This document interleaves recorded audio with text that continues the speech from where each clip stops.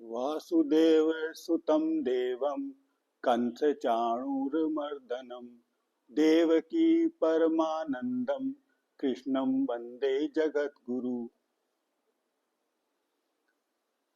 कल हमने चर्चा की थी अध्याय 18 श्लोक नंबर 72, जिसमें भगवान ने अर्जुन से पूछा था कि हे पार्थ, क्या तूने मेरी बात को एकाग्रचित होकर ध्यान से सुना है, और वो सुन के तेरा जो ये अज्ञान से पैदा हुआ जो तेरा मोह है, क्या वो दूर हो गया है धनंजय? तो अब आज 73वें श्लोक में अर्जुन उस प्रश्न का उत्तर दे रहे हैं। श्लोक इस प्रकार है। नष्टो मोह स्मृति लब्धा त्वत् प्रसादात् मया अच्युत स्थितो अस्मि गत्संदेह करिष्यै वचनम तव। अर्थात मेरा मोह नष्ट हो गया है, मेरी स्मृति वापिस आ गई है, स्मृति का लाभ हो गया है मुझे, और त्वत् प्रसादात् मया अच्युत, भगवान केवल और केवल आपके प्रसाद से, आपकी कृपा से हुआ है ये। स्थितो अस्मि, अब मैं खड़ा हो गया हूं। गत्संदेह, मेरे सारे संदेह दूर हो गए हैं, सारे डाउट क्लियर हो गए हैं मेरे। करिष्यै वचनम तव, अब आप जो मुझे कहेंगे, आप जो मुझे आदेश देंगे, मैं वही करूंगा। ये इसका साधारण अर्थ है। अब इसकी थोड़ी सी व्याख्या करते हैं हम। नष्टो मोह, ये जो अज्ञान जनित मोह है, मेरा मेरा मेरा हम जो करते हैं, मेरा शरीर, मेरी बुद्धि, मेरा घर, मेरी संपत्ति, मेरा परिवार, मेरा पुत्र, ये जो अज्ञान से पैदा हुआ जो मोह है, ये अर्जुन का नष्ट हो गया है।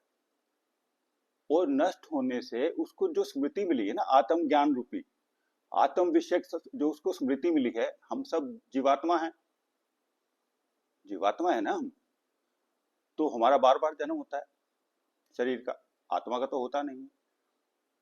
तो जो जीवात्मा वाली जो स्मृति है अर्जुन की, अब उसको आत्म ज्ञान होने से उसको वो स्मृति वापस आ गई है, आत्म ज्ञान हो गया उसको। और वो हुआ क्यों है?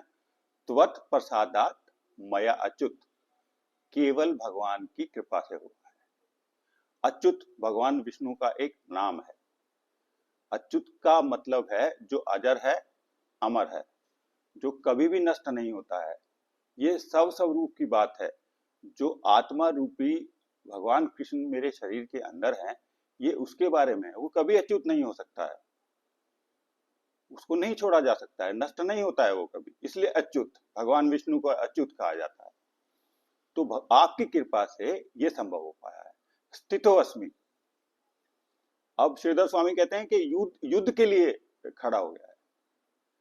और भगवत गीता के पहले अध्याय के 30वें श्लोक में भगवान अर्जुन ने कहा था, न शक्नोमि अवस्थातुम, कि मैं खड़ा रहने में असमर्थ हूं। अब यहां अर्जुन कह रहा है स्थितो अस्मि, अब मैं खड़ा हो गया हूं, युद्ध के लिए तैयार हूं। और गत्संदेह है, मेरे सारे जो संदेह थे, जो मुझे ये था मैं शरीर हूं, वो मेरे दूर हो गए।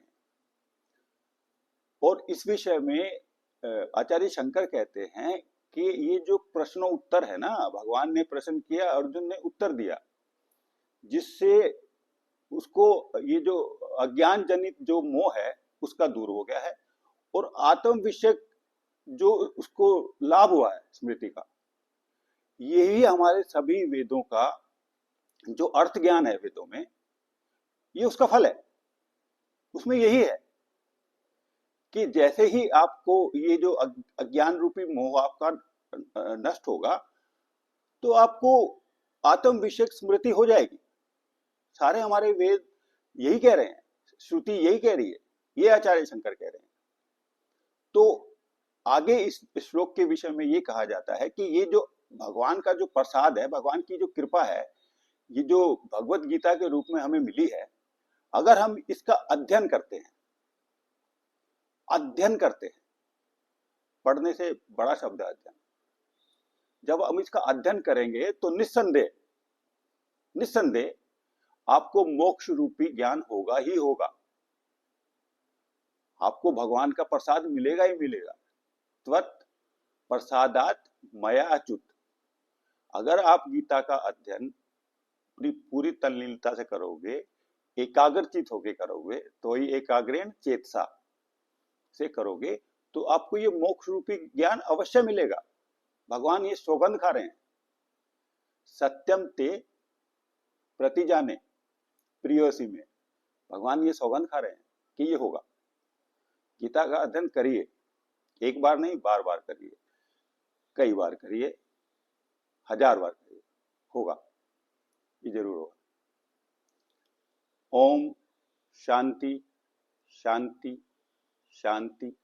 ओम।